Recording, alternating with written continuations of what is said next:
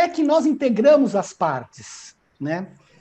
E ele diz aqui, essa Jane Goodall, ela fala, nós só podemos atingir o nosso verdadeiro potencial, que é enorme, se nós tivermos harmonia entre o coração e a mente. E o que é uma verdade, assim, incrível, porque quando tem briga, a coisa não funciona, né? Então, hoje nós vamos ver como é que nós vamos lidar com as partes, integrando as partes. Né? A bem da verdade, nós não temos três cérebros, né? Porque o instintivo não é um cérebro, mas é uma parte. Mas como a gente lida com a parte instintiva, com a parte emocional e com a parte lógica, e vamos ver muitas técnicas para lidar com as emoções e o medo. Para a gente não perder a sequência, eu vou fazer um pequeno sumário do que nós falamos na semana passada, onde nós vimos o ponto de vista do livro de Urântia, que o medo é o estímulo para o desenvolvimento religioso e da civilização. O medo surgiu que os mamíferos precursores dos seres volitivos tinham os maiores cérebros em relação ao seu tamanho, entre todos os animais que haviam até então existido na Terra. Veja que o tamanho do cérebro é importante. Eles experimentaram muitas emoções e compartilhavam numerosos instintos, que mais tarde caracterizaram os homens primitivos, sendo altamente curiosos e demonstrando uma alegria considerável quando tinham êxito em qualquer ação. Então, isso daqui nos diz o quê? Que as nossas emoções têm origem no reino animal.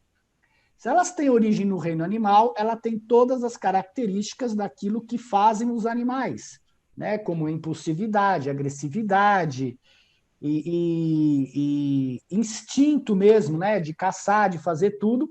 Isso também nos diz uma coisa interessante. Quando vem esse outro cérebro, o nosso cérebro racional, ele precisa educar esta parte instintiva. Esse é o nosso grande trabalho em vida. E a religião primitiva do medo serve ao propósito bastante útil de dominar os temperamentos ferozes das criaturas primitivas. Está aqui, ó. Os temperamentos. Então, o medo é o único freio que faz para que essas emoções violentas se acalmem. É a precursora da civilização, por quê? Porque o medo uniu o povo primitivo. Eles acabaram querendo ficar juntos devido ao medo. Então, porque o homem, se fosse por ele mesmo, ele não seria gregário, mas o medo fez com que eles quisessem se juntar para um sentir protegido com o outro. E constitui o solo para o subsequente plantio das sementes da religião revelada pelo príncipe planetário e seus ministros. Por quê? Eu vou sair do medo que eles tiveram de fantasmas, do trovão, da água, tudo, e com isso, este medo de algo superior, ele evolui para Deus. É interessante você partir do medo para evoluir até o conceito de Deus. Mas essa é a forma da evolução, né? E a emoção tem funcionado sempre como um fator condicionante poderoso do seu desenvolvimento. Por que é condicionante? Porque as crenças são as nossas crenças, é naquilo que você acredita que ela condiciona o seu desenvolvimento. Ela te educa e condiciona, né? O temor tem sido sempre o estímulo religioso básico. O medo molda os deuses da religião evolucionária, motivando o ritual religioso dos crentes primitivos. À medida que a civilização avança, o medo é modificado pela reverência, admiração, respeito e simpatia. E então é condicionado ainda pelo remorso e pelo arrependimento de ter feito alguma coisa errada. Se a gente parar para olhar, é extremamente interessante você ver a forma como o medo evolui. Você vai de um oposto totalmente material, instintivo, de sobrevivência, para algo totalmente espiritual, que é reverência, que é admiração, que é adoração, e que também é uma questão de sobrevivência, porque se como seres humanos nós não dermos esse passo em direção ao espírito, não tem continuidade para nós. Então você sai de um medo, né, de não morrer, medo de fantasma, para um medo teoricamente de Deus e depois para uma admiração, e aí você dá o passo em direção ao lado espiritual, a Deus, que é a forma de sair desse mundo material. E por que o temor ainda perdura nas nossas raças, né? Porque os nossos ancestrais receberam pouquíssimo do plasma vital de Adão, devido ao seu desvio prematuro dos planos para elevação física racial. Está aqui. Se nós tivéssemos recebido mais do plasma vital, os próprios seres evolutivos, eles já provêm a forma, o remédio para você sair também do medo, né? Que é esse plasma. Como a gente recebeu pouco, nós estamos no medo. E esse medo hoje, principalmente, é o que move a nossa civilização. Né? Hoje você tem as mídias, você tem as armas atômicas, você tem a parte política, os robôs que todo mundo anuncia que vão tirar empregos, né? A vigilância, que também não tem brincadeira, a vigilância é intensiva em todo mundo. Então, se nós olharmos a humanidade de uma forma geral, apesar de existir muitas coisas boas, coisas legais, mas a grande maioria está sufocada. Se não tivesse sufocada, você não teria tanta morte, tanta depressão, tanto suicídio.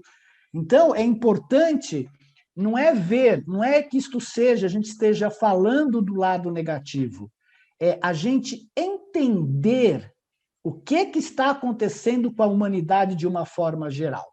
Porque muitos de nós já passamos por isso também.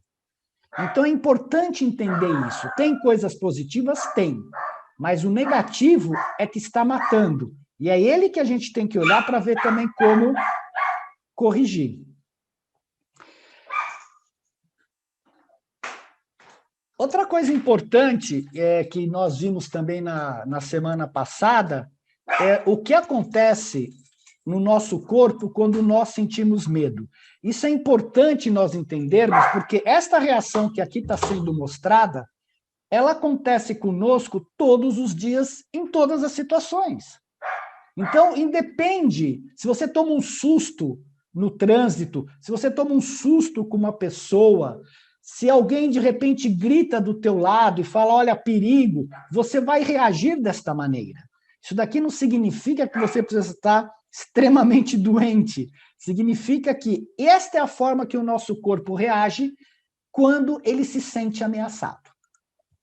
Então, a primeira coisa que nós vimos que nós temos o hipotálamo e o medo, né, envolve os hormônios da corticotropina, que está envolvido no hipotálamo, na pituitária, né, os hormônios, e que ele dispara nas nossas suprarrenais a adrenalina. Essa adrenalina, imediatamente, ela, através dos hormônios endócrinos, ela faz uma supressão do nosso sistema imunológico, porque o corpo precisa direcionar toda a sua energia para proteger de um ataque externo. Não importa mais a parte interna, se eu estou com micróbio, o que quer que seja. Eu preciso de forças para lutar com o leão, com a vida, com quem quer que seja. Então, por aí você imagina no dia a dia, no trânsito, todas as coisas que a gente passa, como esse sistema é extremamente ativado. E o que acontece com ele? Você vai ter luta ou fuga. E a primeira coisa que acontece quando você ativa a parte essa parte aqui, né, da luta ou fuga, primeira coisa que ele faz é uma contração dos vasos sanguíneos do trato digestivo, enviando-os para a extremidade, braços e pernas. Então, se você está nervoso, se você está incomodado, não adianta você comer. Você só vai causar um enorme problema. A gente jamais deve ter uma refeição em estado extremamente agitado ou nervoso, porque você não vai ter sangue para fazer a digestão, né? Você não vai ter sangue no aparelho digestivo. Você está com sangue todo no corpo ou na cabeça. Sem sangue, todos os órgãos reduzem as funções vitais, interferindo no crescimento e produção de reservas de energia. É lógico, está sem sangue, né?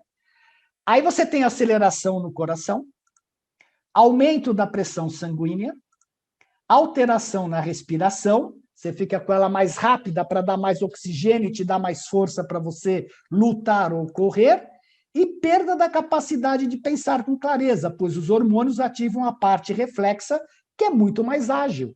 Então, é muito mais importante eu sair correndo ou lutar, se eu precisar lutar, do que cuidar do resto do corpo, porque eu estou preservando a vida.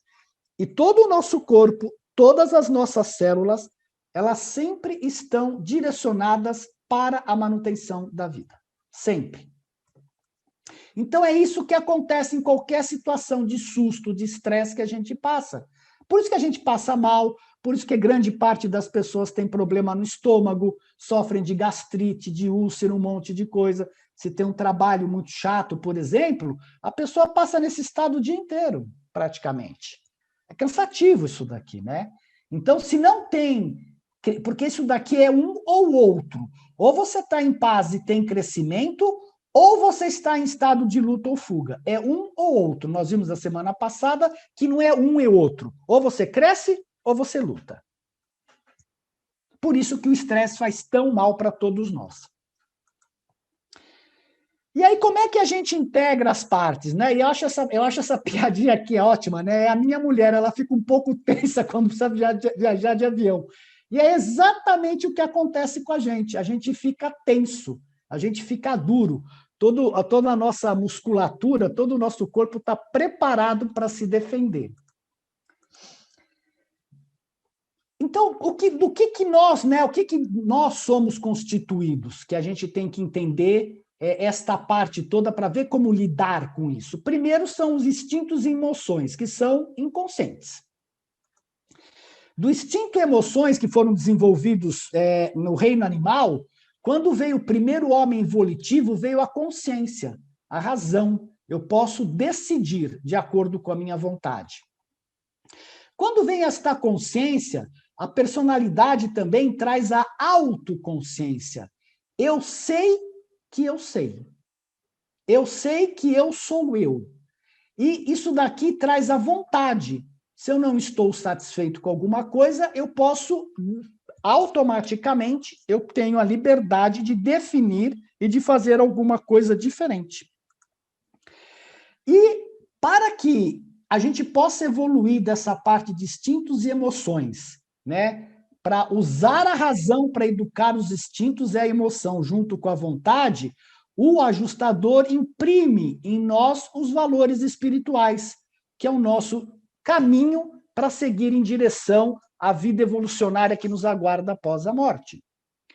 Então, quando eu saio da inconsciência para a consciência, eu significo, né? Eu trago para a consciência. Nossa, eu estou sentindo uma dor estranha no estômago, tem uma coisa esquisita. Aí você olha e fala, nossa, eu estou com medo. Você identifica que você está com medo. Ou você também pode falar, nossa, eu estou com ansiedade. A hora que você identifica aquilo que você está sentindo, que é que nem a criança não sabe, ela chora. Ela chora quando ela tem dor ou tem fome. Nós não, nós já sabemos identificar o que os nossos instintos querem dizer. Eu estou com fome, eu estou com medo, eu estou ansioso. Então, eu dou um significado para isso. Quando eu passo para a autoconsciência, eu ressignifico. Por que eu estou com medo? O que está acontecendo que está me causando medo ou me causando toda esta ansiedade? E aí eu transformo, eu decido com consciência. Espera aí, isso daqui é devido a que eu estou preocupado, que eu vou ser mandado embora do emprego, e aí você transforma. Tá bom, eu posso até ser mandado embora do emprego, mas eu tenho minhas reservas, as coisas estão bem, eu consigo achar outro emprego facilmente, né? Então você faz o quê? Você transforma, ressignifica um instinto ou uma emoção inconsciente. Isto daqui que é o nosso processo, é significar, né, aquilo que vem da origem animal, conscientizar e ressignificar, transformar aquilo lá. Quando eu trago para a consciência, eu estou aceitando aquele mal-estar corporal, aquele enjoo, aquela coisa toda. Quando eu ressignifico, eu estou entregando, eu posso entregar, eu vou transformar aquilo lá. E quando eu vou para o espírito, eu estou a caminho o quê? Da fusão. Eu estou fazendo a minha alma e estou me direcionando à fusão. Vocês entenderam aqui? Ficou alguma dúvida? Entenderam o processo? Ficou alguma dúvida?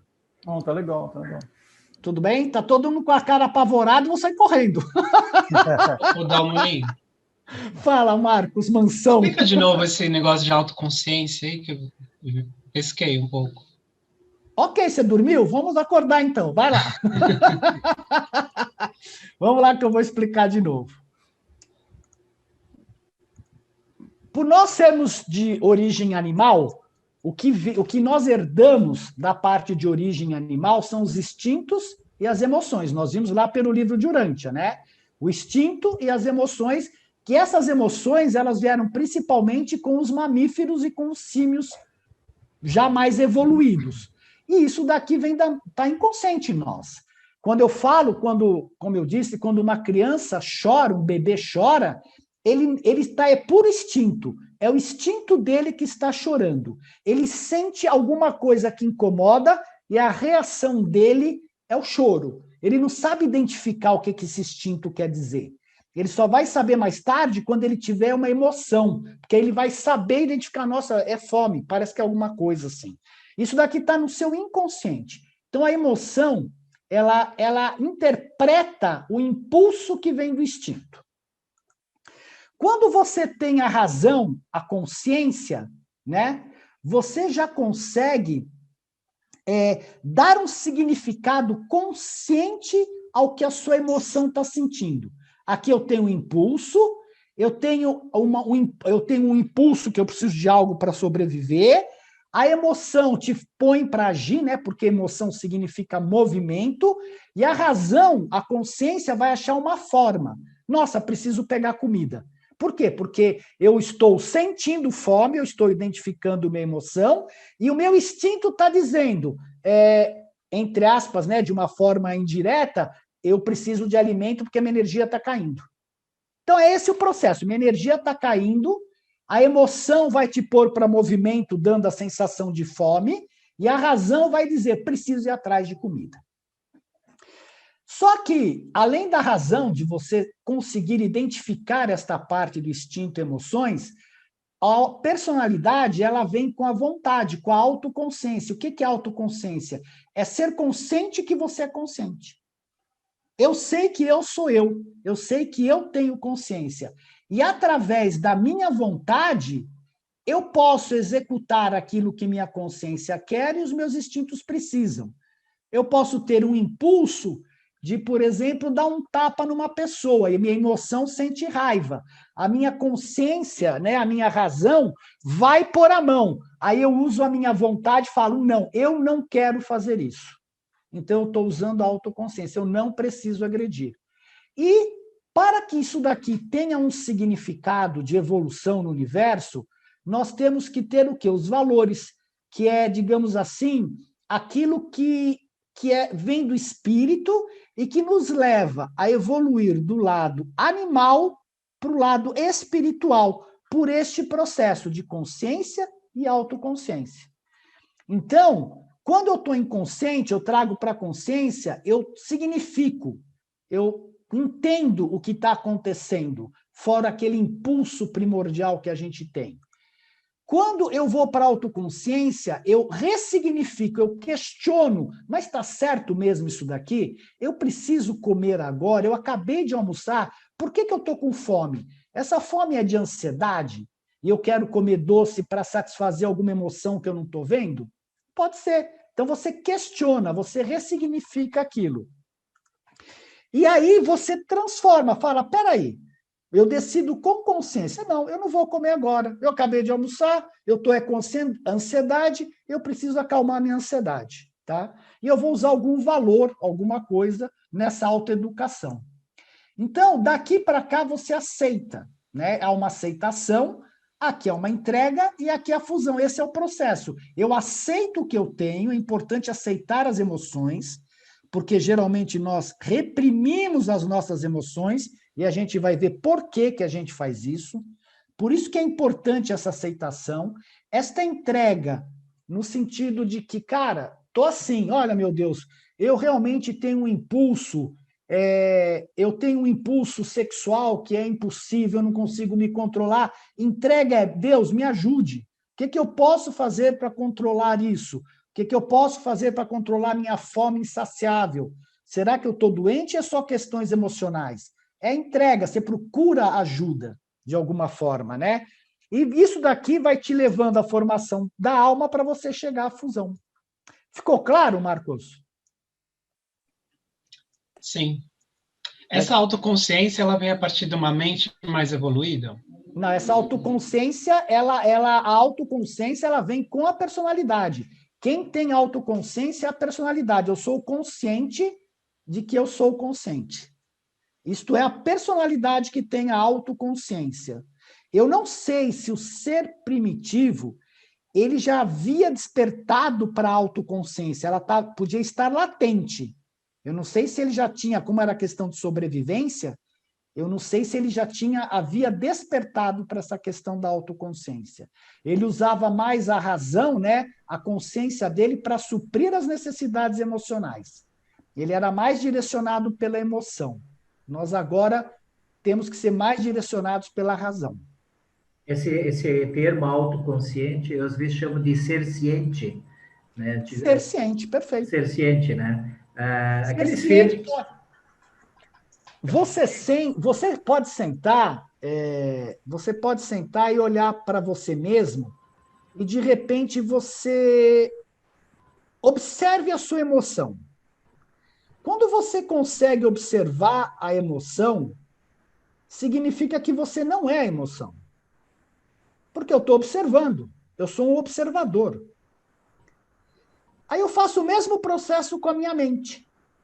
Eu olho para os meus pensamentos e falo, engraçado, eu consigo observar os meus pensamentos. Sou eu a mente? Mas se sou eu for a mente, como é que eu consigo observar a mente? E os pensamentos? Aí você pode olhar para o seu corpo e observar seu corpo todo. E falar, cara, eu estou observando o meu corpo. Mas eu sou o meu corpo? E aí vem aquela famosa pergunta, então, o que sou eu, então, em realidade?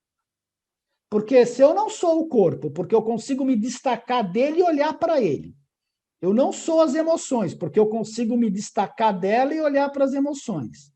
Eu não sou a mente, porque eu me destaco dela e olho a mente. O que sou eu? Eu sou alguém além de tudo isso. A nossa questão é que nós nos identificamos com o corpo. A gente pensa que é o corpo físico. A gente pensa que é as emoções. A gente pensa que somos os pensamentos. E não somos. Essa é a personalidade. Exatamente. E aí que por isso que todas as técnicas que nós vamos ver agora, Jorge, você vai ver, todas as técnicas elas falam observação, questionar. Esse é o segredo. Eu estava conversando com uma pessoa outro dia e eu falava assim, eu tentava puxá-la para observar, né? Observa, não consigo. Porque ela estava tão entremeada com os sentimentos que ela não conseguia se afastar e olhar os sentimentos, com medo. Então, se eu estou identificado com sentimentos, eu sou o sentimento, e eu sofro. Se eu consigo me afastar e observar e falar, nossa, realmente, olha o medo que eu estou sentindo, olha o medo que eu estou sentindo. Quem está sentindo? Eu, alguém além do medo. Porque eu estou pensando. Quem está pensando? Eu, alguém da mente. Além da mente. O psicólogo faz esse trabalho, né? Então, e Paul Branton faz esse trabalho. Esse é um trabalho que ele fala de você sentar e começar a observar, e você começa a fazer o quê? Se identificar com o espírito, com a posição de observador. Esse é o segredo de sair. Porque o que faz a personalidade agora? Ela põe a identidade dela no corpo. Então você pensa que é o corpo. E aí você acha que você é o corpo físico. Você não está desintegrado, você tem elementos dentro de você com que você se identifique. Para o quê? Para você aprender com o mundo. Então eu me identifico com uma emoção de amor, com uma emoção de tristeza, com uma emoção de alegria, mas eu não sou nada disso, porque ela é passageira. Se fosse eu, de verdade, ele seria contínuo, mas a emoção passa, o pensamento passa. mas eu continuo. Vocês entenderam o conceito? A gente continua, mas a emoção, o pensamento, o corpo, tudo passa. Então, quem está por trás de tudo isto que experiencia essas coisas todas? Esta é a questão que a gente tem que olhar. E por isso que o livro fala, já vai, Estela, que é super importante, durante a vida, você conseguir transferir a identidade da personalidade do corpo para a alma. Por que o livro fala isso? Porque a hora que você transfere do corpo para a alma, como o ajustador é que está construindo a alma, você se aproxima dele. É só por isso, não tem mágica. Ah, mas como é que faz isso? Grande pergunta, se souber, me fala. Porque eu também quero aprender. Porque eu não sei, eu pergunto, Deus, como é que a gente transfere a nossa personalidade do corpo para a alma? Tem um segredo. Pai, seja feita a tua vontade. O Pai, seja feita a tua vontade é esse. É você fazer esta transferência e ela vai naturalmente para a alma em evolução. Fala, Estela. Então, o Glauber está com a mão levantada, depois o João Batista. Fala, Glauber. Esse processo que o Dalmolin, esse processo que você acabou de mostrar, saindo da parte instinto, emoções, parte animal, depois evoluindo para um ser racional, com consciência, depois a autoconsciência, consciência da própria consciência e até então chegar na parte espiritual, né? Isso é o que hoje a gente escuta muito falar como autoconhecimento. Então, o processo de autoconhecimento, ele começa exatamente naquelas duas primeiras partes que foi mostrada, do instinto emocional para o racional. Então, é trazer a sua inconsciência para o consciente. É como se se a gente imaginar uma sala e só tem uma luz e essa luz faz um círculo embaixo, o restante da sala é escuro. O círculo que faz no chão claro é a consciência. O restante que está escuro na sala é a inconsciência. Então, esse trabalho da gente se autoconhecer é como se a gente aumentasse esse círculo. E a gente vai começando a conhecer os outros campos desse quarto, um exemplo, que a gente não estava consciente ainda que fazíamos tal coisa. Então, esse processo também é muito conhecido como autoconhecimento. E algumas áreas do saber falam da questão de reforma íntima. E Santo Agostinho fazia um exercício interessante no final do dia para trazer a gente sair do instinto e emoções animais para ir para os valores espirituais. E ele fazia uma reflexão no final do dia de interrogar a consciência.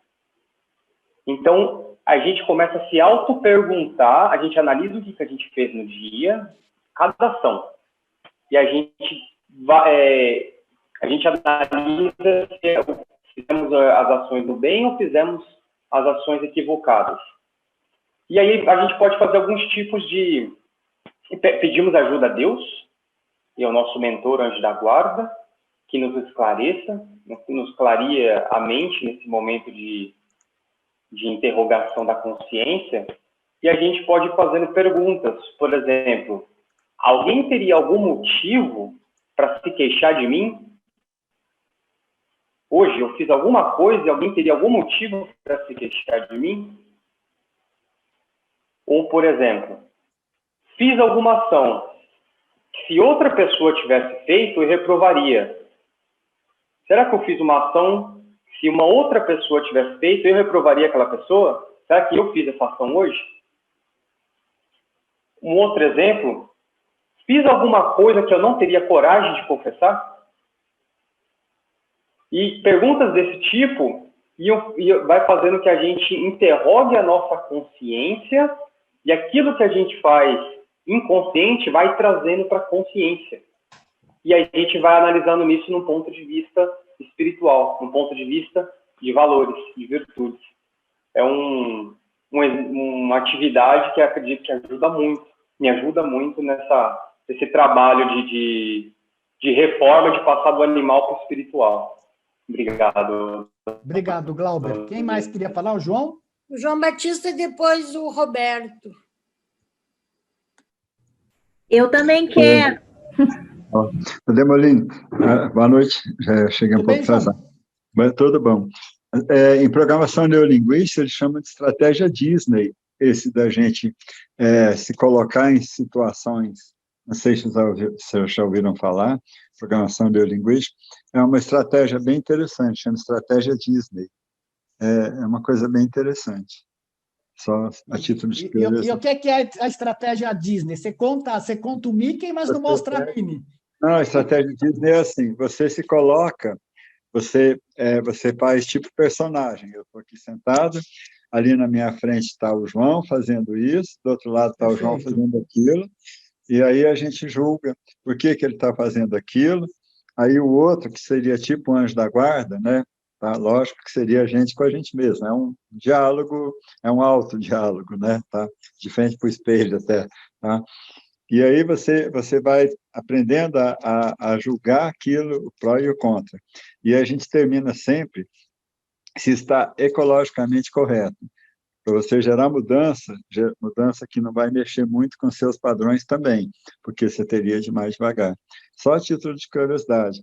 Mas, assim, parabéns, o que você colocou é uma coisa, assim, fantástica. Parabéns. Então, eu vou mostrar esses métodos que vocês estão falando, um pouco diferente, mas tem que o Glauber falou e você também, João, mas para o final, tem vários também muito interessantes que a gente possa fazer. Ah, maravilha. Boa Calma noite, que nós vamos chegar lá, ainda tem chão. Tá legal. Tá, obrigado. Obrigado você, obrigado pelo Glauber também por complementar. Posso continuar? Eu queria falar uma coisa, tudo bom, Marcos? Tudo bem, Roberto, você, Magda? Com a mão levantada também. Então vai o Roberto, depois eu. Então, eu quero complementar, mas parece que já foi dito. As chaves, o Glauber, todos estão falando, no meu entender, são duas chaves. É a autoconsciência e a capacidade da nossa personalidade de identificação. E eu me identifico com essa realidade mais central do meu ser. Eu sou essa voz do alter ego. A autoconsciência, ou a consciência da consciência, Jesus explica que é o que distingue a mente humana da mente dos animais. Eu entendo assim, os animais, quando ele está explicando para Ganide, eu acho que em Cesareia, sobre um cão, Ganide pergunta se tem alma, ele fala, a mente dos animais, ela é capaz de olhar o mundo no exterior da mente. Ela não tem consciência, a mente dos animais, do interior da própria mente. Então, ela não pode ter uma experiência espiritual. A mente humana, que é reflexiva, que é capaz de olhar para dentro da própria mente, ela pode perceber os espíritos ajudantes da mente e uma realidade supramental. Então, para você ter uma experiência com Deus, que é espírito, é preciso, de alguma forma, você ter consciência dessa realidade que antecede a mente. E isso é, no meu entender, o que o livro de Urântia chama de autoconsciência, ou consciência da consciência. É aí que você chega numa realidade supramental e toca o espírito, e pode ter uma experiência espiritual e conhecer a Deus e receber uma personalidade. Agora, eu achei muito interessante quando o Glauber falou da prática do Agostinho de Hipona, eu creio que é isso, né? Porque, para mim, o o salto quântico, quando eu comecei a pensar em algo a mais de mim mesmo, foi uma experiência de autoobservação. Eu sou engenheiro e eu estava naquela prática de inteligência artificial, sistemas neurais, então eu queria entender minha mente e procurar fazer um programa de computador inteligente. Então eu lia tudo, psicologia, neurologia, e eu entrei para uma prática de autoanálise. Eu tinha lido Interpretação dos Sonhos de Freud, então o que eu fazia? Eu andava, eu gostava de fazer isso andando, e cada pensamento que vinha na minha mente, eu perguntava, da onde vem esse pensamento? E eu achava é, é, incrível que tudo que eu perguntava de mim mesmo, dos meus pensamentos que eu estava tendo, eu tinha uma resposta. Como se houvesse dentro de mim um oráculo interior que respondia tudo que eu perguntava de mim mesmo. Só que a resposta não vinha como quando eu estava tentando resolver um problema matemático, através de um esforço mental. Nessa prática de autoobservação e de se perguntar para si mesmo da onde vem um pensamento do momento, a resposta vem quando você está relaxado. Então, eu tinha a impressão que tinha alguém a mais, entendeu? Alguém a mais respondendo as perguntas de mim mesmo, porque parecia um rio de sabedoria, uma voz de uma consciência superior. Aí, pela primeira vez, aí eu fui tentar entender essa voz. E aí, eu falei, será que Deus é real? Será que Deus está falando comigo? Entendeu? Porque tudo que eu pergunto de mim mesmo, dos meus pensamentos, eu tenho uma resposta. Eu lembro até hoje, eu sentei numa calçada Isso é uma prática e falei... Rosa Cruz. Legal, Roberto. Os Rosa Cruzes, desculpa interromper, os Rosa Cruzes desenvolvem isso. Eles fazem, perante um problema, perante uma situação da vida, não, em que eles não têm você não sabe para que lado ir, ou o que fazer, eles perguntam para esse eu interior. E ele vem aquele pensamento de resposta na mente, então a pessoa faz. Por isso que tem um direcionamento na vida. Deve Isso ser está ligado também ao alter ego, porque a criança, quando conversa com alguma coisa, ela está conversando, ela está criando esse alter ego que o livro explica isso, que até o Roberto falou, ela está criando esse alter ego também com quem ela vai conversando, que também pode te dar respostas através disso. Sim. Legal, Magda, você queria falar? A Magda queria falar também. Tá, fale. Mas acho que o Roberto não terminou, né, Roberto? Tu queria dizer mais alguma coisa? Foi a conclusão, né? Porque isso também eu tive a impressão que o Glauber comentou disso, e aí eu me rendi, eu falei, será que Deus está conversando comigo? Aí eu tinha ouvido dizer que a gente só usava 10% da nossa mente, né? Aí eu falei assim, a primeira coisa que eu falei, dirigindo a voz para essa voz interior com respeito, entendeu? Sabe? Deus pode estar falando comigo. Eu falei, primeira coisa que eu falei, Senhor, perdão, porque muitas pessoas me falaram do Senhor, eu achava que Deus era bengala de fraco, me perdoa. Agora, aí eu pedi depois, mas olha, você pode me dar uma prova que o Senhor que me fala, que me responde às minhas perguntas, não é os 90% da minha mente que eu não uso e tal? E no outro dia, o meu amigo de infância, do primeiro ano do primário, do ginásio, que era meu colega na Universidade de Brasília, estava lá com os livros da Summit Lighthouse. E eu falei, Marco, o que é isso? Ele falou, olha aqui a presença do eu sou. Quer dizer, no dia seguinte que eu me dirigi a Deus, no meu entendimento, pedi uma prova que aquilo não era só coisa da minha cabeça, da minha cachola. Eu tive contato com os ensinamentos que pautaram a minha vida por 22 anos, até eu conhecer o livro de Urantia.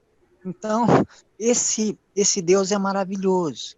E na hora que a gente está preparado para receber, ele vem, né? Esse é a conclusão do meu testemunho, Magna. Perdão eu falar muito, porque isso foi um marco na minha vida, tá?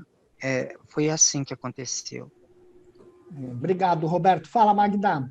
Tudo bom, gente? Faz um tempo que eu não falo com vocês, né? Eu tava com saudade. Mas assim, ó, ter conhecido o livro de Urântia, para mim também está sendo uma experiência muito bacana. O que o Carlos, acho que foi o que o Carlos falou agora do Rosa Cruz, né? Pena que eu não conhecia essas coisas antes, porque teria me poupado alguns, como é que eu vou dizer, sofrimentos, né? Eu já tinha pensado isso antes, eu até tinha falado, acho que bem lá no início que eu comecei a estudar com vocês, da questão, assim, parecia que tinha duas dentro de mim, né? Uma falando comigo e uma voz, às vezes, e eu digo, puxa vida, que coisa estranha isso de ficar observando, né? A gente observar o pensamento. Só que eu tive uma experiência e hoje, para mim, fica bem claro, sabe? Eu fico mais tranquila. Porque em psicologia existe o transtorno de despersonalização, né? Só que eu era muito jovem e eu me lembro que eu acho que eu não tinha uma aceitação de mim mesma, porque teve um período, eu era bem jovenzinha mesmo, eu acho que eu estava entrando na adolescência, de me olhar no espelho e, tipo assim, não me reconhecer, tipo assim, eu não sou daqui. Era uma voz que vinha e dizia assim, o que eu estou fazendo aqui? Eu não sou daqui. Aquilo eu achei tão estranho, me causou um sofrimento, entendeu? Eu tive que ampliar minha consciência para poder aceitar aquilo que estava acontecendo comigo. É como se eu não fosse eu, entende? Como se eu não fosse daqui. Só que daí eu estava entrando na questão de estudar religião e aceitação. Eu tinha em mente que Deus estava dentro da gente. Naquela época, eu pensava isso. Não, mas eu tenho um pedaço de Deus dentro de mim, assim como todo mundo. Deus está em mim. Isso me ajudou muito, sabe? E aí depois, claro, eu fui fazer psicoterapia, eu comecei a ler muita coisa sobre psicologia, e aí realmente ampliei a minha consciência. E eu percebi, né, a questão da consciência moral. Isso eu falei para ti, Marcos, da consciência moral, que ela está presente, a gente já vem com isso, né? E isso me ajudou bastante. Mas agora eu acho que eu estou complementando tudo isso de experiências que eu passei, que eu também observei, com essa explicação do livro de Urântia, sabe? Que realmente existe. Antes eu não sabia o nome, né? Dessa questão do ajustador do pensamento e todas essas outras questões de intuição, porque realmente a gente está amparado. E essas coisas vêm na mente da gente. E agora eu estou entendendo por que eu achava que eu não era eu. Tipo assim, não me reconhecendo quem é esse corpo. Entende? É como se eu pensava assim, poxa, mas eu não sou daqui. Por que eu vim para cá? Sabe? E às vezes eu pensava assim, puxa, eu estou ficando doida, né? Porque da onde que vem esse pensamento? Mas agora eu já tenho uma aceitação melhor, claro, depois de tantos anos de caminhada e de sofrimento, né? Que bom, Magda. Legal. Podemos continuar? Sim. Vamos lá, então. Bom, eu acabei de explicar para vocês, então, essa questão do corpo e o que acontece com a gente de uma forma normal, né? Por que nós temos esses desequilíbrios? Porque nós criamos a nossa própria realidade a cada momento, que foi até o que vocês acabaram de falar, né? O cérebro é que é o tradutor do verdadeiro criador, que é a mente, que é quem interage com o mundo lá fora. Os mundos interno e externo se desequilibram por meio dos mecanismos de defesa. Ou seja, nós colocamos uma tela de proteção que separa o mundo exterior da maneira que reagimos a ele internamente, que é a máscara. E por que a gente faz isso?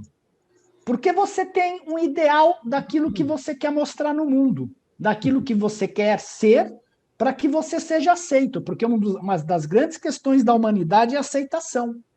Eu preciso ser aceito pela minha comunidade. Por isso que as redes sociais têm tanto a importância hoje, principalmente para os adolescentes, porque ela envolve essa questão da aceitação. A gente não aceita aquilo, geralmente, o que a gente se vê, né? Então, tudo que existe no mundo exterior existe porque a mente cria. O que sente e vê no mundo, tudo depende do sistema nervoso que está tendo a experiência. Que nós já conversamos várias vezes sobre isso, onde nós temos que nem um processador na nossa cabeça que processa essas informações e nos dá um significado dela. Cada um vê o mundo de uma forma diferente. E essa percepção não é passiva e nem fixa. Você molda a realidade de acordo com a sua carga genética, com as suas crenças, com o meio ambiente, que por sua vez moldam vocês. Nos moldam. Nós somos totalmente moldados pelo meio ambiente, pelos costumes que vieram sendo desenvolvidos. Então, nós entramos no mundo que nós temos que nos adaptar a ele. E nós temos que, apesar do mundo, nos descobrir internamente. E os nossos verdadeiros valores. Porque o mundo, os nossos pais, os nossos amigos, eles colocam expectativas dentro da gente. E para nós nos sentirmos aceitos, nós fazemos de tudo para suprir essa expectativa deles, porque eu preciso me sentir amado e aceito pelo mundo. Então, a criação da realidade é uma via de mão dupla. Você cria a realidade com aquilo que você interpreta, ao mesmo tempo que essa realidade cria você, que é o meio ambiente, que são os costumes que nós temos do meio ambiente. Desculpa. O autoconhecimento muda a percepção. Ele cria uma nova realidade interna. Como o Glauber falou, é que nem se você pusesse uma lanterna dentro de uma sala escura, eu vou ampliando esta luz com a autoconsciência e vou entendendo. Olha, isso daqui foi a sociedade que me fez acreditar assim. Ah, isso daqui foi meu pai, por exemplo, que falava demais para mim, quando eu era criança, que eu era agitado. Ah, isso daqui foi da minha mãe. Por isso que a gente se comporta muito de acordo com os nossos pais, que são os que primeiro nos moldam, e depois de acordo com a sociedade. E o autoconhecimento faz o quê? Faz você separar o joio do trigo. Você não vai poder ir contra a sociedade totalmente, até pode ir, mas você vai aprender a entender quem você é dentro da sua carga que você recebeu dos seus pais e daquilo que a sociedade espera de você. Então, quanto mais consciente você for, maior será o seu poder sobre a realidade e sobre você mesmo. E a consciência tem o poder de transformar o seu mundo ao mudar a forma como você reage a ele. E o mais bacana em tudo isso é que quando você muda o seu mundo, você transforma todo o seu redor. Porque você age de maneira diferente. Por isso a importância da autotransformação. A nossa autotransformação, ela é importante para que a gente possa servir melhor depois aos outros. E como é que é feita essa criação da nossa realidade, né? Se nós olharmos no nível neurobiológico, são neurotransmissores excitatórios que estão envolvidos num constante equilíbrio yin-yang, com neurotransmissores que inibem a nossa ação, enquanto as emoções e o intelecto executam a dança que cria a personalidade e o ego. Então, nós temos neurotransmissores excitatórios, que fazem com que a gente vá para a ação, vamos comer, vamos sair, vamos passear. E existem os neurotransmissores inibitórios, que fazem com que a gente se refreie, que você refreie aquela ação que está dentro de você. E tudo isso lhe dá o senso de quem você é e qual a sua reação à vida em qualquer dado momento. E esses neurotransmissores excitatórios, eles estão ligados à tua carga genética. Eles estão ligados às crenças, por exemplo, que seus pais colocaram dos inibitórios. Meu filho, você não pode fazer isso. Meu filho, você não pode tocar aqui. Então, os nossos próprios pais, eles são os nossos anjos e Eles são as nossas bruxas e os nossos anjos, porque eles nos ajudam, mas eles também nos impõem um monte de regras. E a sociedade impõe mais ainda. E nós ficamos reagindo a isso. Aí vem os pensamentos, como o Roberto falou, aí você pergunta, mas da onde vem este pensamento? E aí você começa a ter autoconsciência da onde está vindo aquilo lá. Então, desde o útero materno, cada experiência sensorial cria sinapses, memória existencial, que consolidam nossas lembranças, lançando as bases da nossa rede neural. Nós recebemos uma herança. O que são essas experiências sensoriais que criam sinapses? É como se você andasse na grama, na mesma grama, no mesmo lugar da grama todo dia, ela vai marcando aquela grama. Com o tempo você vê seus passos. E é isso que é você criar essas sinapses sensoriais. E mudar você, em vez de andar só naquele caminho, você vai mandar em outro caminho. Você vai criar novas conexões neurais. Por isso que é importante a mudança e o repensar e o ressignificar tudo isso. E aqui tem uma coisa sensacional, que é assim, teoricamente, você pode ter qualquer resposta, mas na realidade sua reação está entranhada e parece natural porque você agravou como um padrão interno. Então você não pode ter qualquer resposta se você não questionar. Você vai responder de aquilo com que você foi programado. E a gente é programado pelos pais e pela sociedade. A não ser que você se descubra, né, que você tenha uma descoberta interna e analise tudo isso, você vai responder de acordo com o padrão interno que te foi impresso. É a mesma coisa um programa. Você carrega um programa no computador, quando você der 2 cliques naquilo lá, vai rodar aquele programa e não outro. Então, você que tem que reprogramar esta parte interna.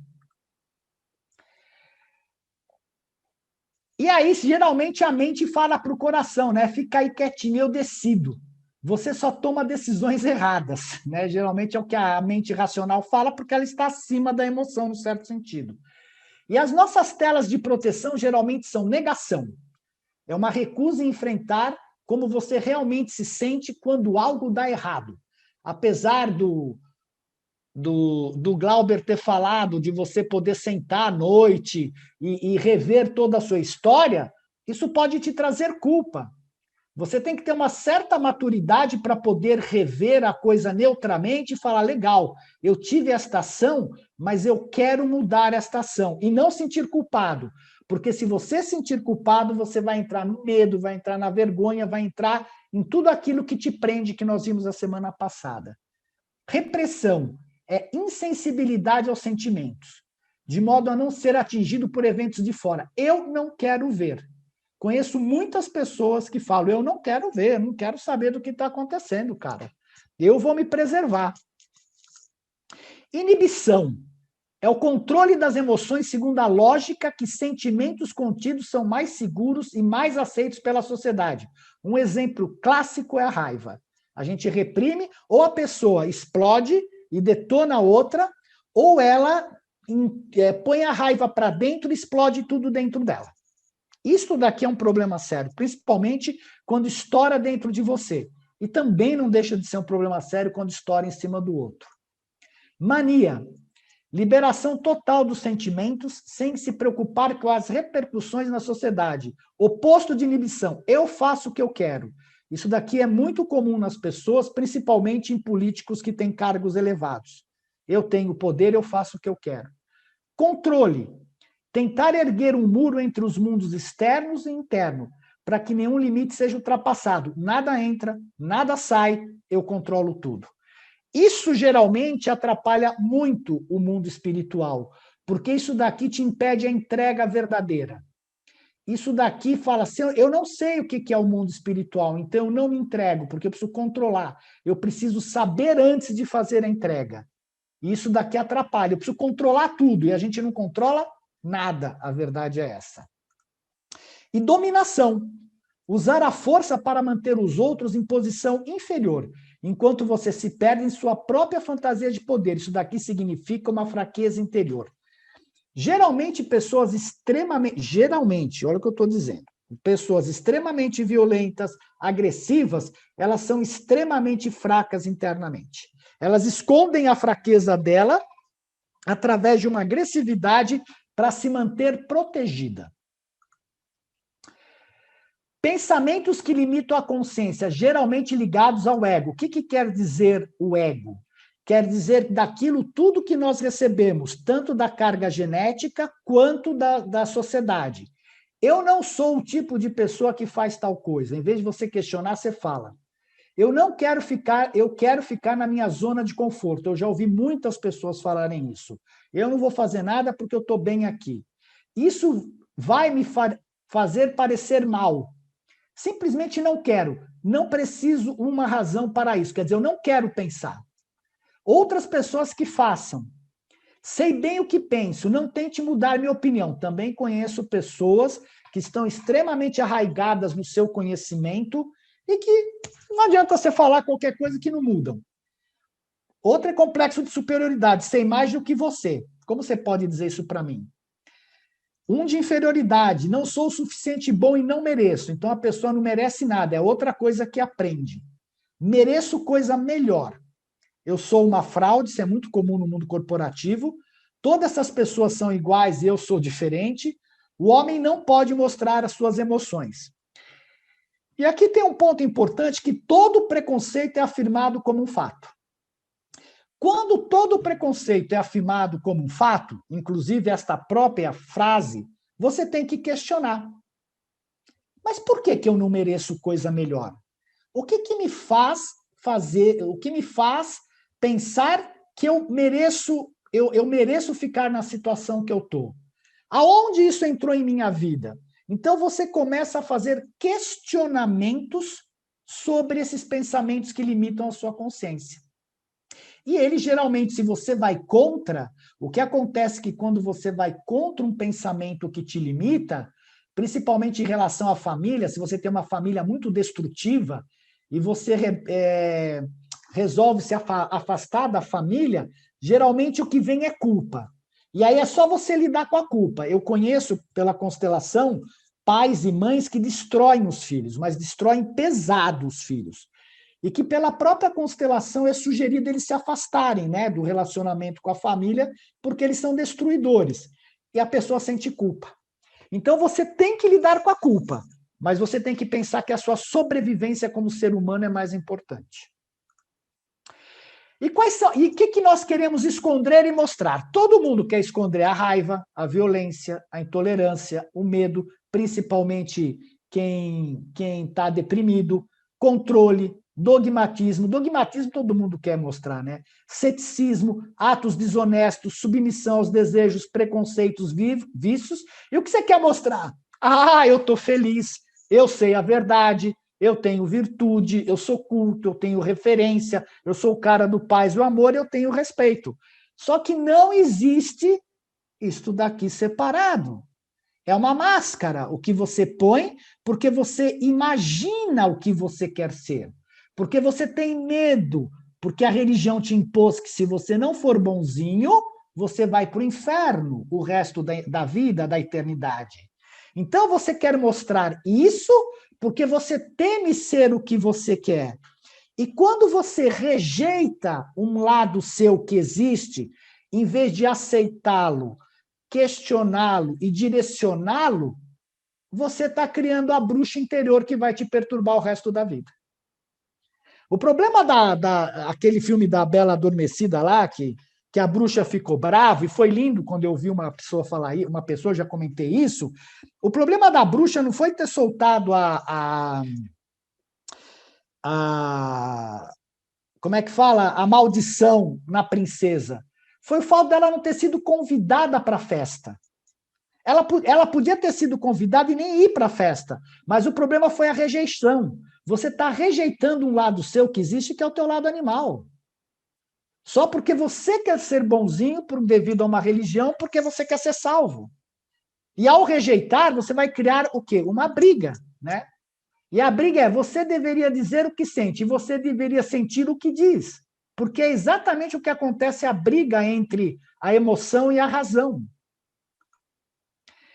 E quem paga o preço é o corpo. As nossas células não agem de forma distorcida. Ao contrário, há um fluxo de entrada e saída, o ritmo natural da vida. A resposta interna das células equivale a eventos externos e não há repressão. Todo mundo tem uma carga psicológica e nossa tendência é ou proteger o nosso self de mais sofrimentos ou ignorar nossa vida interior porque é muito difícil encarar as emoções negativas.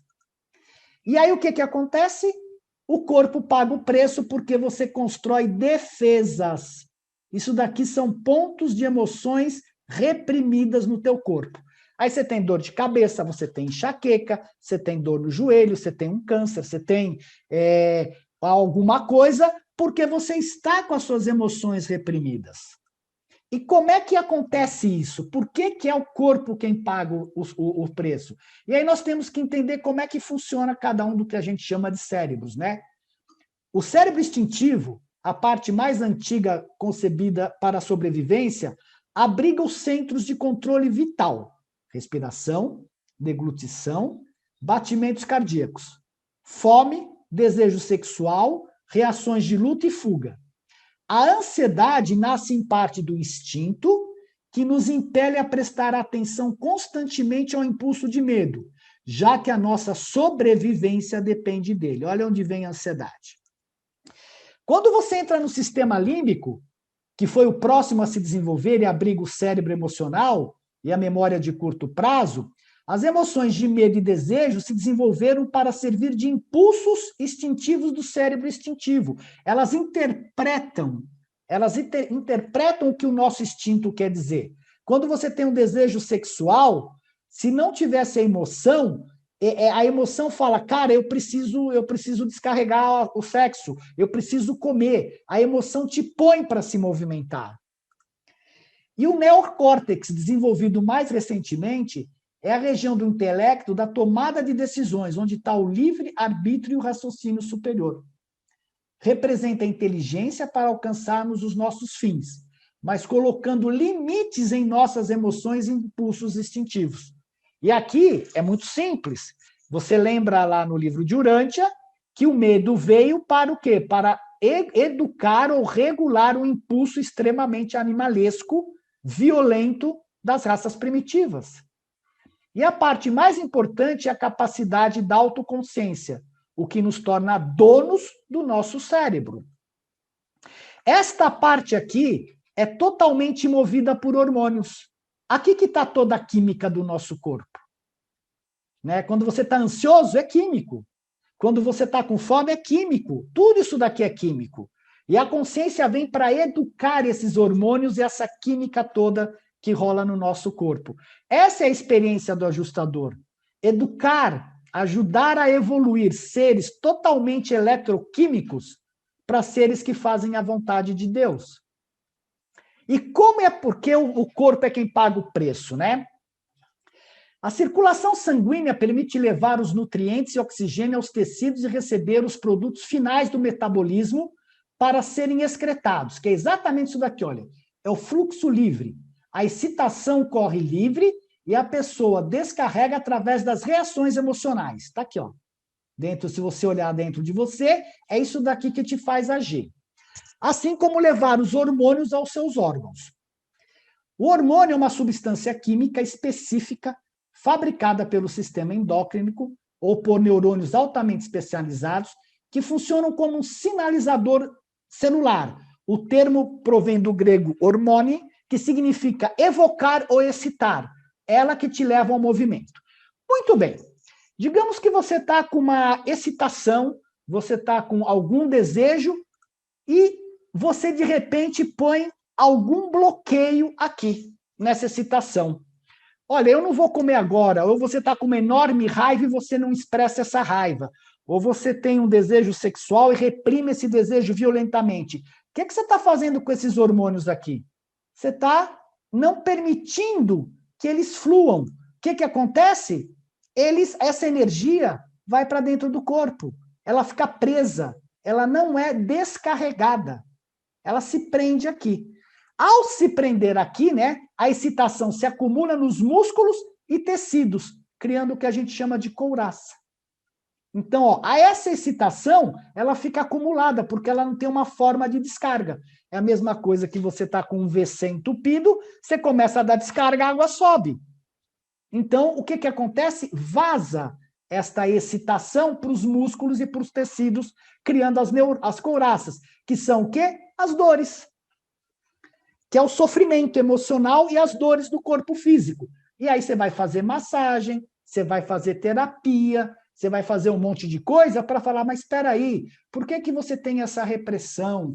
Por que você faz isso? A hora que você ressignifica, você vai permitir que esse fluxo ande e você consegue tirar esta couraça daqui.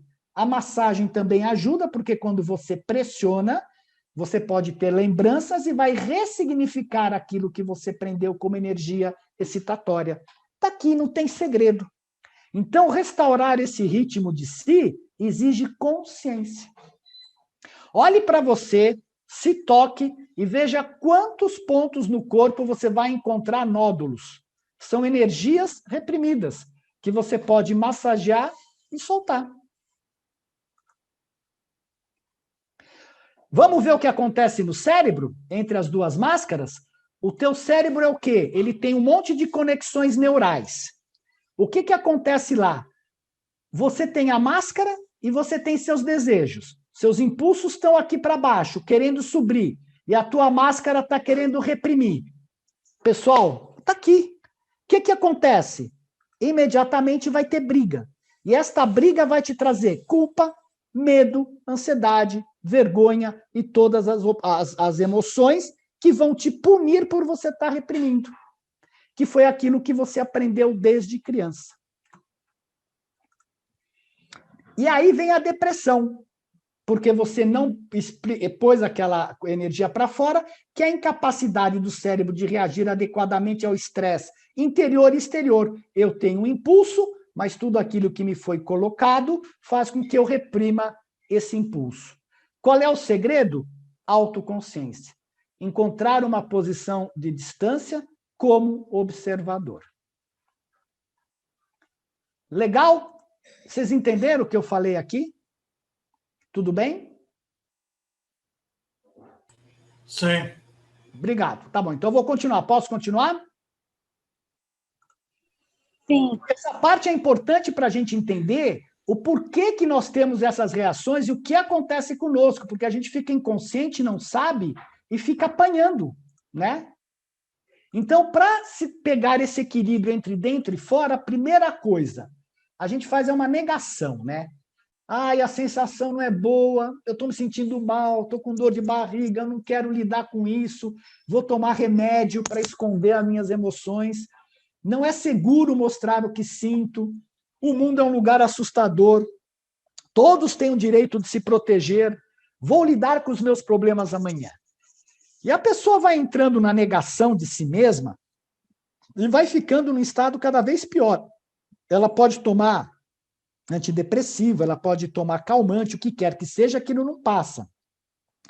Até que vai chegar o momento que alguém, ou ela mesma vai se tocar e percebe, né, que as coisas não parecem estar melhorando, ela vai se conscientizando.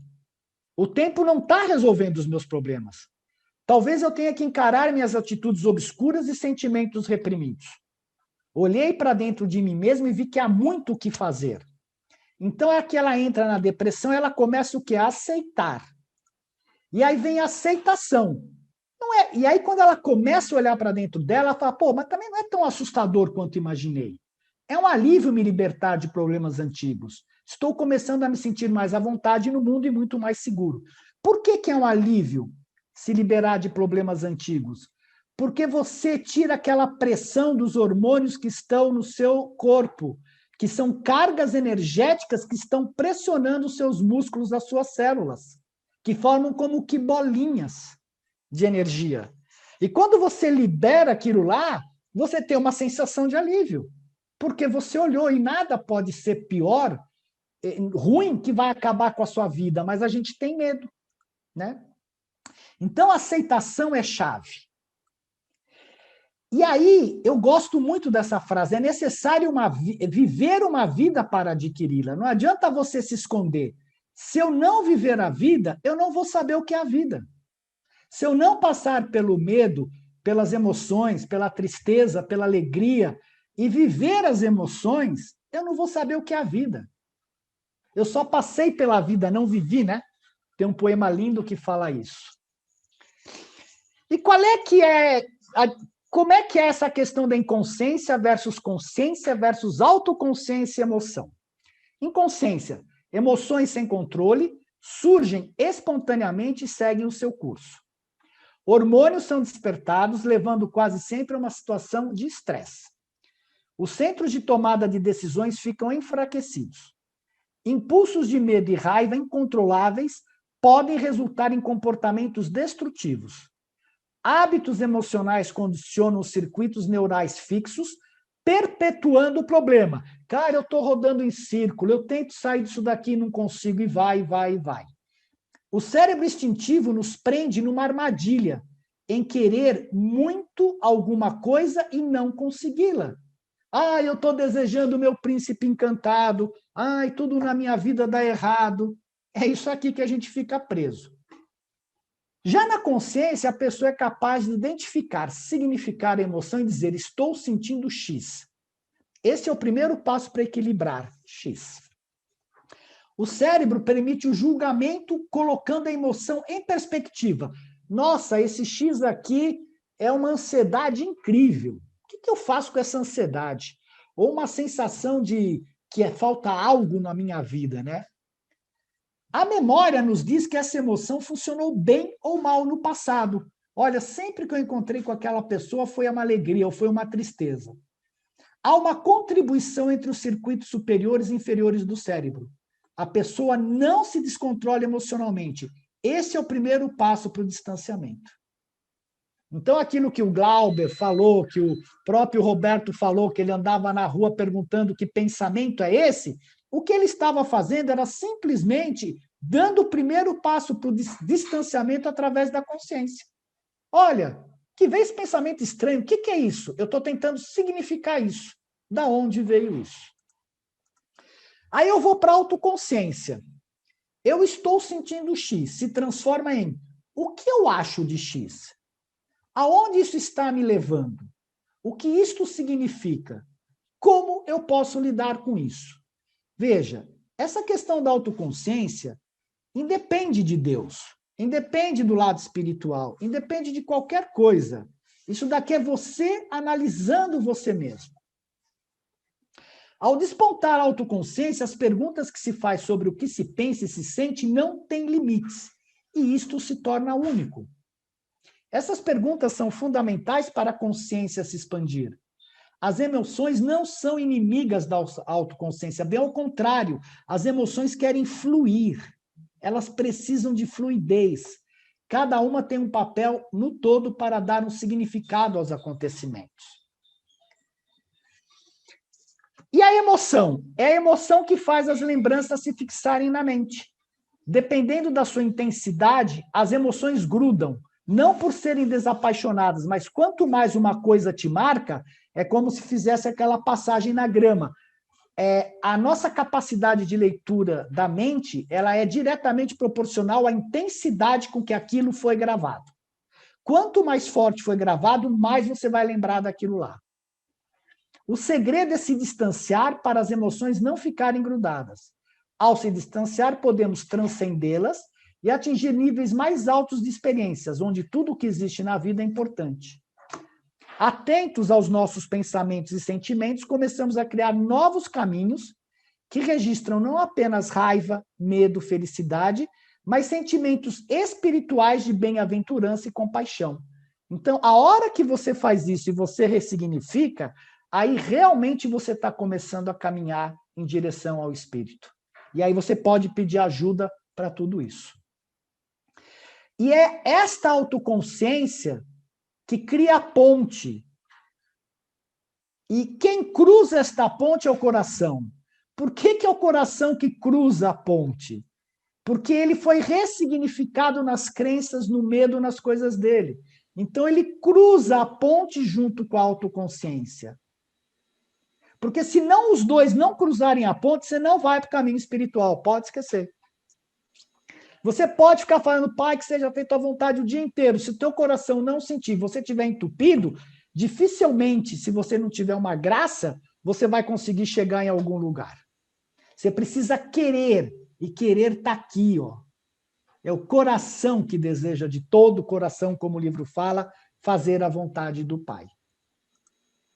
Marcos, como é que é? Oi. Só um pouquinho naquele outro ali, como é que diz que no slide anterior, que a emoção... Ah, esqueci a frase. Tu pode voltar ali? Volto, lógico, Estela. Só um minutinho. Deixa eu tirar dele coisa aqui, que senão ele dá pau. Compartilhar tela. Sumiu. Não, eu só li a primeira frase. Não, é que aqui sumiu na minha tela. Pronto. Share. Fala. No outro ali, põe o outro quadradinho. Não, no anterior mesmo, só que o segundo quadrado ali, naquele ali que tu estava. Naqui?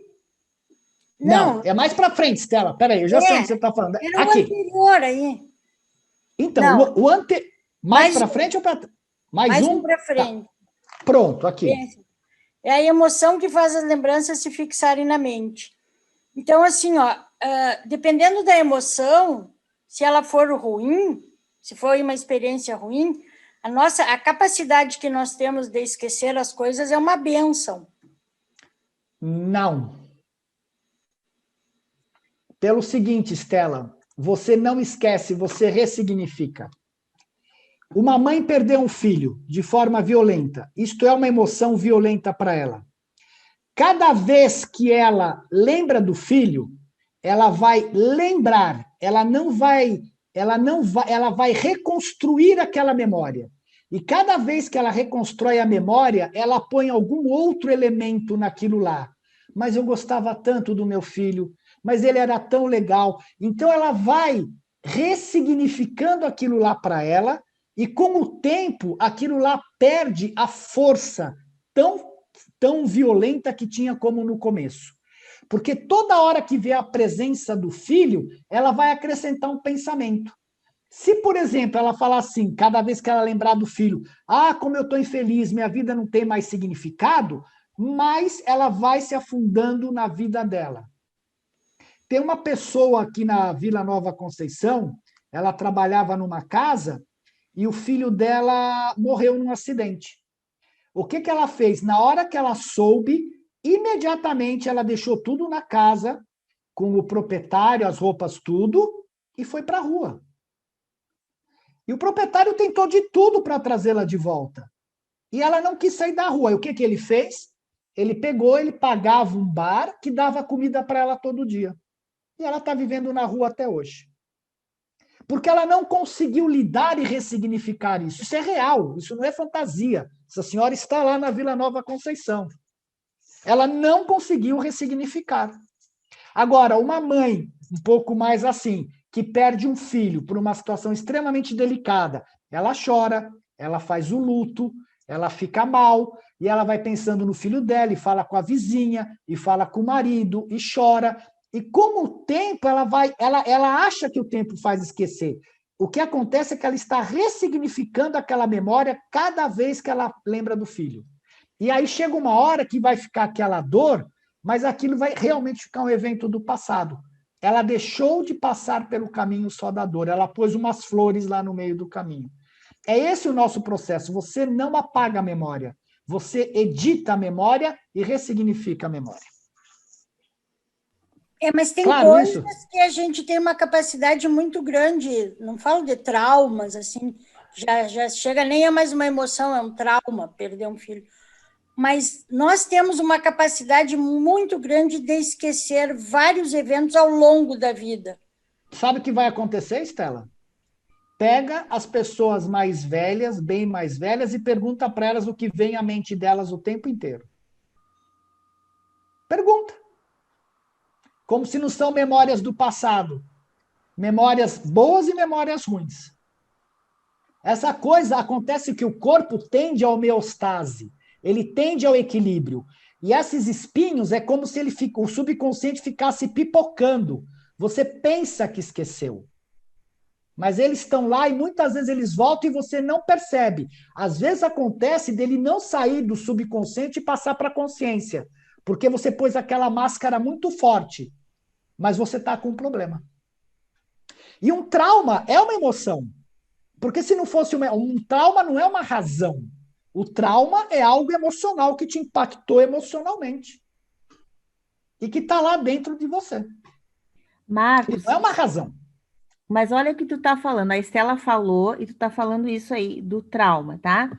Por exemplo, a questão do pânico, tá? Às vezes tu tem um medo e chega a beirar um pânico e que tu não consegue ressignificar, mas que é uma coisa que tá lá no teu inconsciente, tá? E tu luta muito para, inclusive fazendo psicoterapia, porque a gente tem que colocar tudo às claras. Mas nem sempre tu consegue. Tu passa anos a fio fazendo psicoterapia, tentando ressignificar, mas existem pânicos que tu não sabe de onde é que vem aquilo. Então, o que o Augusto Cury sugere? Ele tem uma técnica que eu vou mostrar daqui a pouco, se der tempo, que é muito legal. E ele curou muitas pessoas de pânico profundo com isso. Toda vez que... E eu não sei se funciona porque eu não usei essa técnica, mas eu acredito no Augusto Cury porque ele é um psiquiatra fora da curva. Você questiona o tempo inteiro o pânico e você não aceita. Você fala, eu não aceito estar nesta condição. Você vai negando o pânico. O difícil quando você está em pânico é negar, porque você também tem medo de negar. Mas o segredo é negar. É falar, por que eu estou sentindo isso? Eu não aceito, eu mereço ser feliz. Quando eu falo, eu não aceito, é o CDC. É você se conscientizar, esqueci, e determinar uma coisa diferente. Então você vai reescrevendo o pânico. Eu não aceito, eu exijo ser feliz. Você está pondo, você está reescrevendo aquela memória do pânico, do que ele chama de memória killer. Então, não adianta só ficar fazendo, ou outro método, é você usar aquele me esqueci o nome, que são dos movimentos dos olhos, onde você tem 2 eletrodos na mão e eles vão dando os pulsos diferentes. O que você faz? Você mescla o cérebro esquerdo com o direito, pensando nas coisas ruins, ele vai mesclando e você sai do pânico mais rapidamente. Mas tem como sair do pânico, sim, se você tiver a coragem de olhar para ele firme e questionar ele o tempo inteiro. Eu não aceito, eu quero ser feliz. Porque ele está arraigado dentro de você realmente. Você tem razão, Magda. Mas existem formas de sair disso. E é difícil. O pânico realmente... Para mim, Marcos, a cura, ela acontece quando tu realmente consegue ressignificar. Porque quando tu, por exemplo, às vezes tu começa a fazer psicoterapia e vem lembranças, vem de coisas assim que passou, porque o teu organismo ele vai gastando energia justamente para aquilo não aparecer.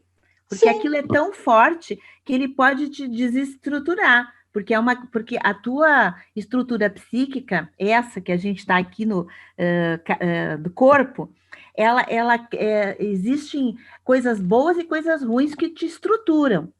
E a psicoterapia, justamente aos poucos, tu vai ressignificando para te não desestruturar. Só que tem coisas, por exemplo, assim, ó, vou dar um exemplo, não sei de quem, tá? Mas, porque eu já atendi muitas pessoas, por exemplo, uma criança muito pequenininha que foi abusada sexualmente. Ela não consegue lembrar daquilo e fica aquilo remoendo, aquilo fica.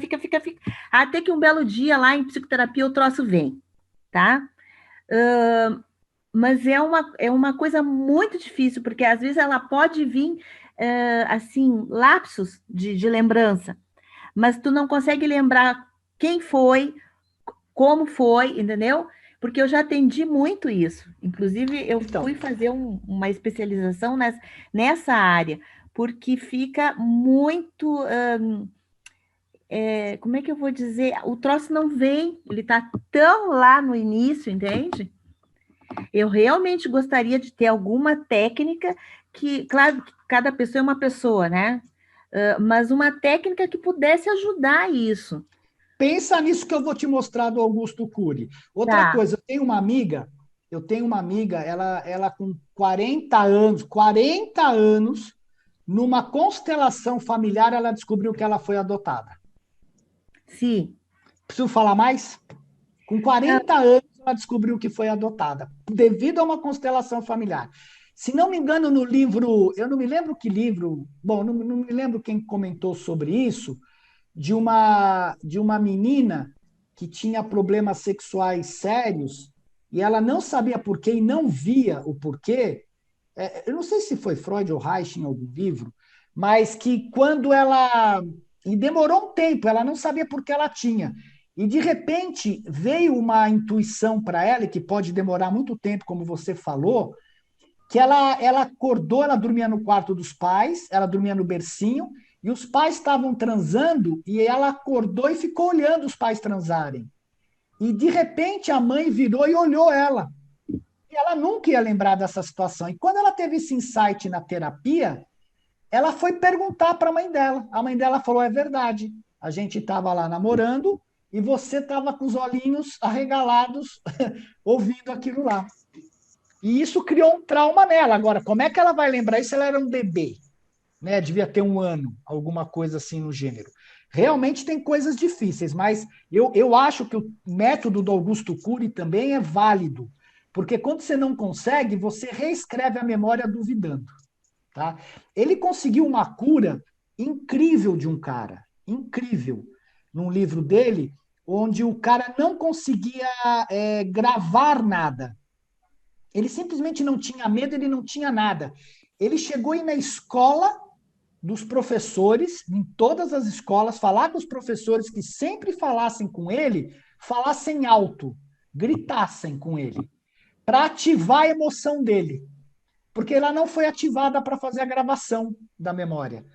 E ele conseguiu, ele teve êxito, teve uma escola, depois que o menino lá, que eles toparam fazer isso, e com o tempo o menino começou a poder gravar as coisas, as emoções e tudo mais.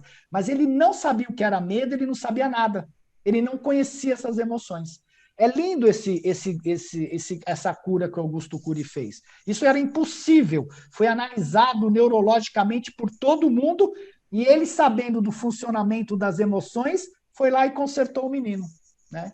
Então, quando você pega um caso muito difícil, usa essa técnica do CDC que eu vou mostrar, onde a pessoa vai reescrevendo a memória. Se não for por constelação, se não for por hipnose que ela chegue àquilo, ela vai reescrevendo a memória. Eu, Marco, eu poderia falar alguma coisinha rápida aí, não? Pode, lógico. Bom, Estela, Marcos, satisfação, Marcos. Eu tenho acompanhado você pelo YouTube já, palestras antigas sobre Urântia, né? Então, estou muito feliz de ter conhecido Urântia. Mas, dentro desse caso aí, eu quero dizer o seguinte, de uma experiência, eu fiz uma regressão mental, uma ocasião, eu tenho 77 anos, eu fiz uma regressão mental até os 6 anos, isso eu tinha uns 50 anos, e depois fiz até quando eu nasci sobre fórceps. Minha mãe teve um traumatismo pós-parto, ficou uns 2, 3 meses fazendo um tratamento. E eu estou escrevendo minhas memórias. Aí o pessoal fala, mas como é que você vai escrever quando você nasceu? Eu me lembro exatamente, por essa regressão que eu fiz, quando eu estava nascendo, da minha respiração. Mas, enfim, é um fato bastante interessante, requer maiores explicações, mas nessas minhas memórias que eu estou escrevendo, já fazem quase, eu escrevi, acho que 185 páginas, eu estou ressignificando tudo. Perfeito. Tudo que eu escrevo, penso e vejo. Eu queria uma opinião sua e da psicóloga, desculpe, eu não vi, esqueci o nome dela. A Magda. Isso. Se essa ressignificação dentro desse quadro que eu estou fazendo, dessas minhas memórias que estou escrevendo, isso é válido, é bom? Moacir, eu só te falo o seguinte, é a coisa mais importante que você está fazendo em vida. É mesmo? Eu estou te falando, é a coisa mais importante. Se você ler, e eu te sugiro você ler A Cientista que Curou o Seu Cérebro, da Jill Bolte Taylor. Ela é uma cientista de Harvard, e ela teve um AVC no lado esquerdo e foi viver no lado direito do cérebro. E ela conta como, no livro, eu sugiro você ler, porque esse caso é real, você pode procurar no YouTube, você vai ver palestras dela. E ela, por ser neurocientista, ela sabia exatamente tudo o que estava acontecendo.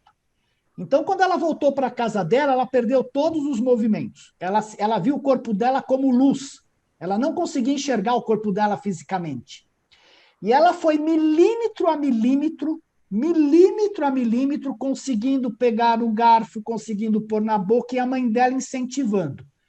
Bom, o resultado é que depois de 4, 5 anos, ela já estava andando na rua. Ela primeiro andava torta e depois ela conseguiu se recuperar totalmente, milímetro a milímetro. Bom, por que eu estou te falando isso? Porque durante este processo, ela passou 2 anos ressignificando as coisas do cérebro dela. 2 anos ressignificando tudo. Então, é super importante o que você está fazendo, e eu fico feliz, porque eu acho que é uma das coisas mais importantes que você está fazendo na sua vida. Você está ressignificando a sua vida. No meu entendimento, a hora que você passar para o mundo das mansões, você já vai ter feito grande parte do trabalho que você teria que fazer lá. É como eu vejo, entendeu? Porque lá a gente vai fazer as correções. E você está tendo a grata oportunidade de fazer as correções aqui.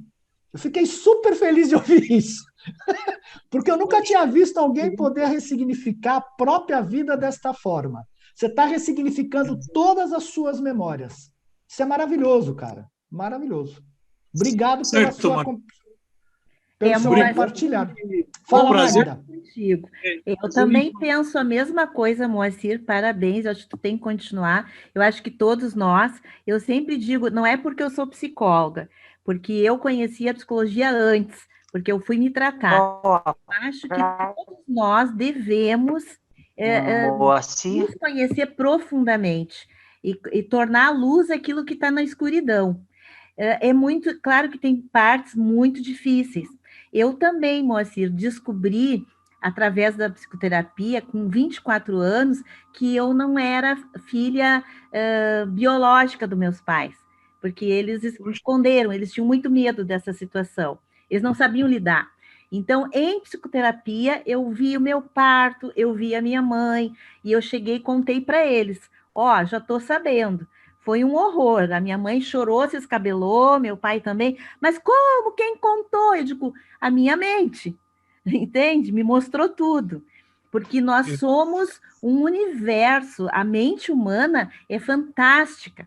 Eu sou apaixonada por psicologia, apaixonada por pessoas, pela mente, é tudo um grande mistério, é tão perfeito, né? O que o nosso Criador fez para nós, e é uma grande oportunidade a gente estar podendo estudar o livro de Urântia.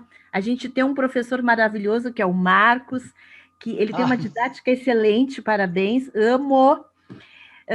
E, Moacir, assim, trocar essas experiências com vocês é fascinante, porque nós todos temos o nosso lado sombra.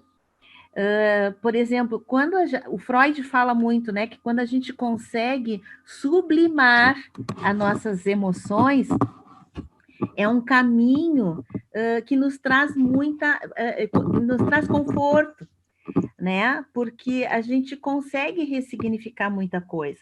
Mas claro que quando a gente tem um trauma, que a gente luta muito para conseguir aquilo, né? Eu venho lutando com um trauma meu, que eu tô tendo pistas agora, com 56 anos, sabe? Tá vindo, mas tá sendo a fórceps o negócio. Eu acho que eu vou fazer que nem tu, Moacir, eu vou sentar e vou começar a escrever, porque tu lembra, tipo assim, será que isso aconteceu comigo? Ai, que loucura, sabe? Tu fica... Mas e a gente tem que ir fundo mesmo, porque senão a gente não vai conseguir limpar todas essas emoções, porque a gente não aprende a lidar com a raiva, por exemplo.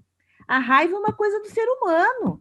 A gente tem que aprender a lidar, né? O medo é uma coisa do ser humano, a gente tem que aprender, porque o medo, ele nos atrapalha, mas o medo nos protege.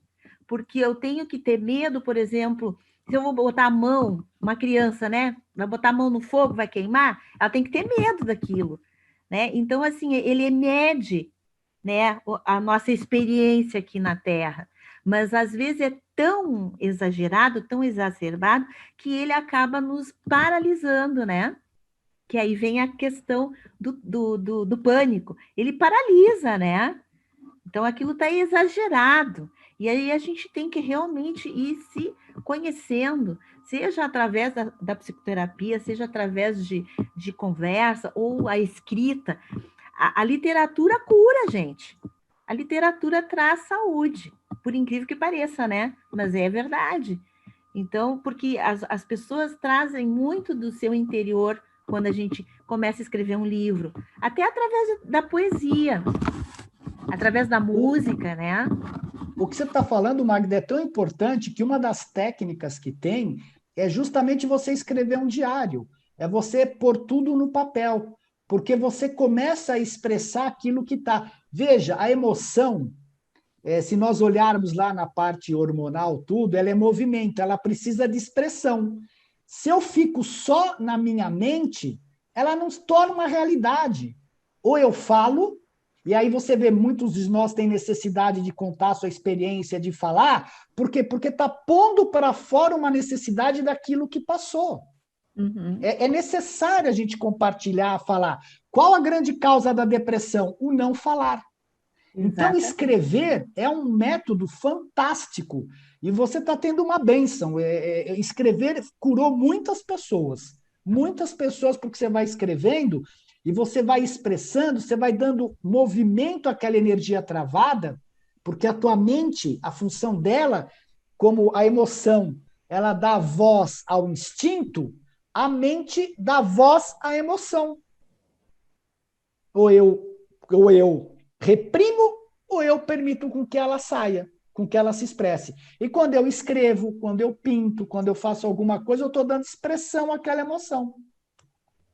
Olha, muito legal o que vocês falaram, acho que foi muito bom. Eu vou fazer o seguinte, como já são quase 10 horas, e eu tenho ainda alguns slides, e a parte mais assim, importante, porque vão ser todas as técnicas que a gente pode utilizar, e que a Magda também na semana que vem pode completar. Então, eu vou sugerir que a gente faça a semana que vem essa última parte, e como não vai dar, a gente não vai ter, não vai precisar ocupar todo o tempo, né, que faltam 15 slides, a gente faz um compartilhamento entre todos nós de ideias, de coisas, a gente faz uma conversa mais assim, porque senão fica todo mundo só ouvido, fica entupido, né? Se ouve. E a semana que vem vocês podem expressar a emoção de vocês compartilhando essas coisas todas. O que vocês acham?